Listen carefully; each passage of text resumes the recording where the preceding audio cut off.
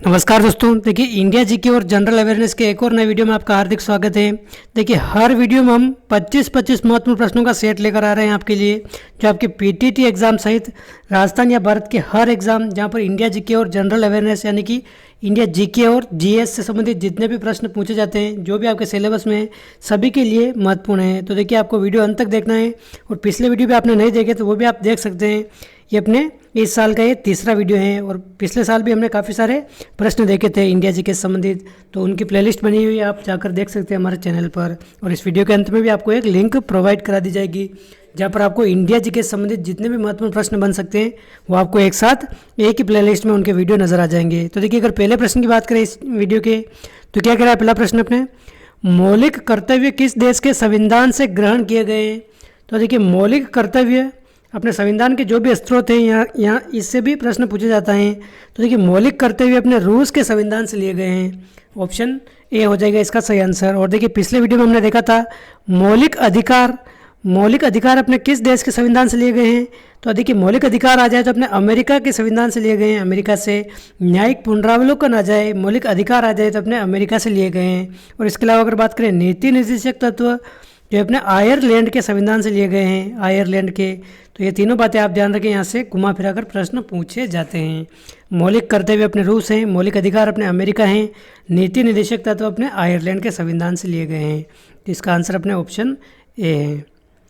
अगला प्रश्न है, भारतीय मानक समय रेखा कितने राज्यों से होकर गुजरती हैं, कितने राज्यों से होकर गुजरती हैं।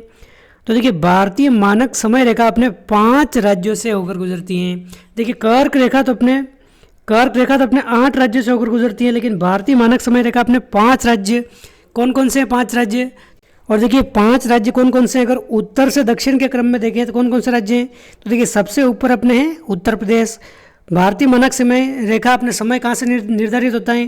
तो देखिए उत्तर प्रदेश का जो इलाहाबाद है, इलाहाबाद के निकट एक नैनी स्थान है, नैनी स्थान, यहाँ से अपने भारत का समय निर्धारित होता है। और अपने 82.5 डिग्री जो अपने पूर्वी देशांतर रेखा है, पूर्वी देशांतर रेखा, इसको अपने मानक समय रेखा कहते हैं। तो आप ध्यान रखिए ये अपने उत्तर प्रदेश से गुजरती हैं। इसके नीचे अपने मध्य प्रदेश हैं, मध्य प्रदेश के बाद आता है छत्तीसगढ़, यहाँ से भी गुजरती हैं। छत्तीसगढ़ के बाद अपने उड़ीसा हैं, उड़ीसा के बाद आंध्र प्रदेश। इन 5 राज्यों से होकर अपने भारतीय मानक समय रेखा गुजरती हैं। तो ये आपको ध्यान रखना है। इसका आंसर क्या हो जाएगा अपने 5 राज्य, ऑप्शन ए है इसका करेक्ट आंसर। अगला प्रश्न है, पिंजौर गार्डन किस राज्य में स्थित है। तो देखिए पिंजौर गार्डन ये अपने पीटीटी एग्जाम में पूछा गया है 2 साल पहले, हरियाणा में है अपने पिंजौर गार्डन, ऑप्शन बी हो जाएगा इसका सही आंसर। और देखिए जो पंचकुला जिला है, पंचकुला जिला हरियाणा का, इस जिले में अपने पिंजौर गार्डन स्थित हैं, ऑप्शन बी हो जाएगा इसका सही आंसर। अगला प्रश्न है, अजंता की गुफाएं किस राज्य में हैं। तो देखिए अजंता की गुफाएं अपने महाराष्ट्र राज्य में है, ऑप्शन फर्स्ट। अजंता की गुफा आ जाए या फिर एलोरा की गुफा आ जाए, एलोरा की गुफा ये भी अपने महाराष्ट्र में है, और अपने ये औरंगाबाद जिले में है, औरंगाबाद जिले में। तो आप ध्यान रखिए ये ऑप्शन ए है इसका सही आंसर। एशिया का नोबेल पुरस्कार किसे कहा जाता है, एशिया का नोबेल पुरस्कार किसे कहा जाता है। तो देखिए रेमन मैग्सेसे पुरस्कार को अपने एशिया का नोबेल पुरस्कार कहा जाता है, रेमन मैग्सेसे पुरस्कार को। और देखिए ये किस देश के द्वारा दिया जाता है, अपने फिलीपींस देश के द्वारा यह पुरस्कार दिया जाता है, यहाँ के राष्ट्रपति रेमन मैग्सेसे की याद में। तो आप ध्यान रखें एशिया का नोबेल पुरस्कार आ जाए तो अपने ऑप्शन फर्स्ट रेमन मैग्सेसे पुरस्कार एकदम करेक्ट आंसर होगा। अगला प्रश्न है, भारत रत्न से सम्मानित प्रथम भारतीय महिला कौन थी। तो देखिए भारत रत्न से सम्मानित प्रथम भारतीय महिला अपने कौन है, इंदिरा गांधी, ऑप्शन बी। इंदिरा गांधी अपने प्रथम भारत रत्न सम्मानित प्रथम भारतीय महिला हैं। इनको 1971 में इनको भारत रत्न मिला था। तो ऑप्शन बी है इसका सही आंसर, 1971। क्वेश्चन 7 है, ओजोन परत किस में नापी जाती है। तो देखिए ओजोन परत की इकाई क्या है मापने की। तो देखिए अपने डोप्सन में मापी जाती हैं, ऑप्शन सी हो जाएगा इसका सही आंसर। डोप्सन में अपने ओजोन परत मापते हैं। क्वेश्चन 8 है, रक्त का शुद्धिकरण किसके द्वारा होता है। तो देखिए रक्त का शुद्धिकरण अपने वृक्क के द्वारा होता है, वृक्क जिसको किडनी भी कहते हैं, किडनी। तो इसका आंसर क्या हो जाएगा, रक्त का शुद्धिकरण अपने ऑप्शन फर्स्ट किडनी में होता है, ऑप्शन फर्स्ट है इसका सही आंसर। अगला प्रश्न है, भारत में सर्वाधिक वर्षा वाला स्थान कौन सा है। तो देखिए भारत में या फिर कह सकते हैं संसार में सबसे अधिक वर्षा कहाँ होती है अपने, सबसे अधिक बारिश कहाँ होती है। तो देखिए भारत का ही स्थान है अपने मेघालय राज्य में, मेघालय का अपने स्थान है मासिनराम, मासिनराम में अपने सबसे अधिक वर्षा होती है। और उसके बाद अपने नंबर आता है चेरापूंजी में। तो आप ध्यान रखिए राम में ना सिर्फ भारत का बल्कि संसार में अगर कहीं सबसे ज़्यादा बरसात होती है तो यहाँ होती है अपने मासिनराम में।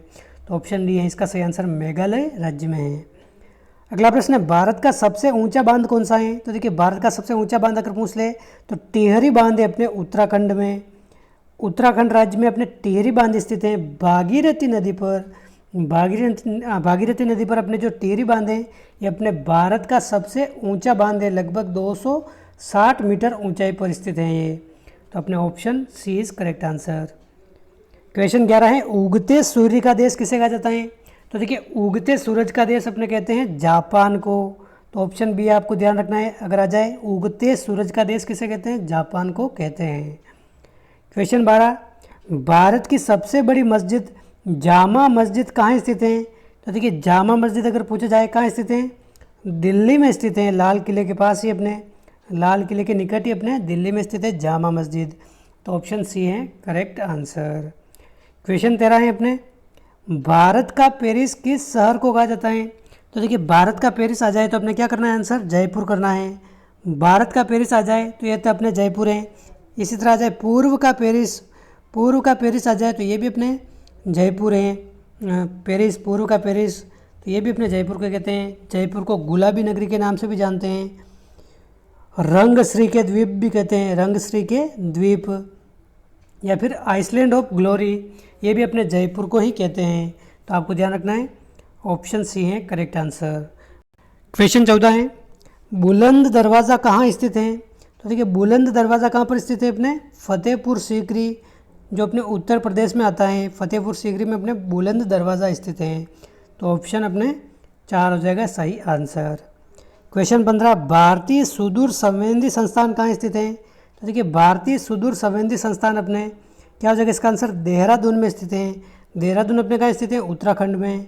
तो आपको ध्यान रखना है राज्य अगर आ जाए तो उत्तराखंड है, और अपने भारतीय सुदूर संवेदी स्थान अगर स्थान पूछ ले तो ये अपने देहरादून है। तो अपने ये ध्यान रखना ऑप्शन डी 1966 में इसकी है स्थापना हुई है। अगला प्रश्न है भारतीय रिजर्व बैंक का मुख्यालय कहाँ स्थित है। काफ़ी महत्वपूर्ण प्रश्न है और अधिकांश इसका आंसर दिल्ली करके आएंगे, लेकिन ये गलत है। तो आपने भारतीय रिजर्व बैंक का मुख्यालय अपने मुंबई में स्थित है, ऑप्शन बी हो जाएगा इसका सही आंसर।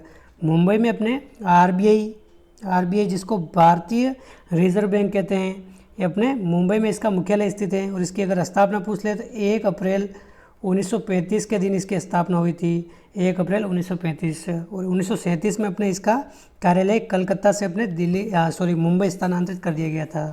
तो आप ध्यान रखें ऑप्शन बी हो जाएगा इसका करेक्ट आंसर। अगला प्रश्न है क्रिप्स मिशन भारत कब आया था। तो देखिए क्रिप्स मिशन अपने भारत 1942 में आया था, ऑप्शन फर्स्ट।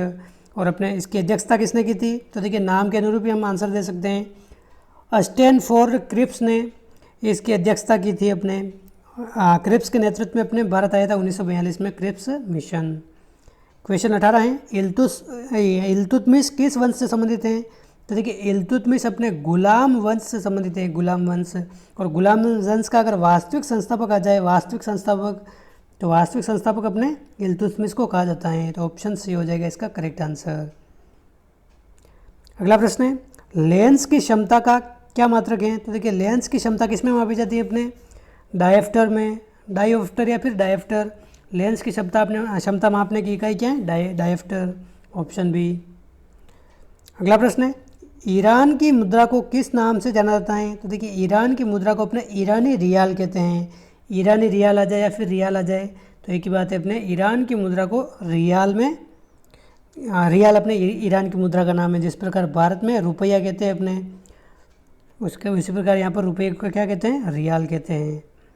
अगला प्रश्न है यहूदियों की धार्मिक पुस्तक को किस नाम से जाना जाता है।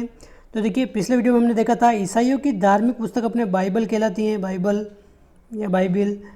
इसी प्रकार यहूदियों की धार्मिक पुस्तक अपने तोराह या फिर तोराह कहलाती हैं, तोराह या फिर तोराह। तो अपने ऑप्शन डी हो जाएगा इसका सही आंसर। तोरा है एकदम सही होगा, ये ऑप्शन डी है करेक्ट आंसर। और देखिए अपने आप ध्यान रखें, जैन अवस्था ये किसकी पुस्तक है? जैन अवस्था अपने फारसी धर्म की अपने एक धार्मिक पुस्तक कह सकते हैं। महाभारत आ जाए, रामायण आ जाए तो ये अपने हिंदू धर्म की हैं। गीता आ जाए ये भी अपने हिंदू धर्म की हैं। कुरान आ जाए तो अपने मुस्लिम धर्म की हैं। ये सभी बातें आप ध्यान रखें, यहाँ से प्रश्न पूछे जाते हैं। अगला प्रश्न है, बाजार नियंत्रण का संबंध किस सुल्तान से था? तो देखिए बाजार नियंत्रण का संबंध अपने अलाउद्दीन खिलजी से था। ऑप्शन बी हो जाएगा इसका सही आंसर। अलाउद्दीन खिलजी ने अपने सभी वस्तुओं की लागत तय की थी कि कितने रुपए में इनको बेचा जा सकता है अधिकतम। और देखिए बाजार नियंत्रण विभाग की भी स्थापना की थी इसने। बाजार नियंत्रण विभाग की स्थापना करने वाला कौन है? अपने अलाउद्दीन खिलजी। अगला प्रश्न है, किसके काल में चतुर्थ बौद्ध संगीति का आयोजन हुआ था? तो देखिए चौथी बौद्ध संगीति का आयोजन किसके काल में हुआ था? ये हो जाएगा अपने कनिष्क के काल में। कनिष्क जो अपने कुषाण वंश से संबंधित थे, इसके काल में अपने चौथी बौद्ध संगीति का आयोजन कहाँ होता है? अपने कुंडल वन में। कुंडल वन जो अपने कश्मीर में है। तो आप ध्यान रखें ऑप्शन डी है इसका करेक्ट आंसर। और देखिए इसकी अध्यक्षता किसने की थी? अध्यक्ष भी अगर पूछ ले तो वसुमित्र ने इसकी अध्यक्षता की थी, वसुमित्र ने। तो ऑप्शन डी है इसका एकदम करेक्ट आंसर।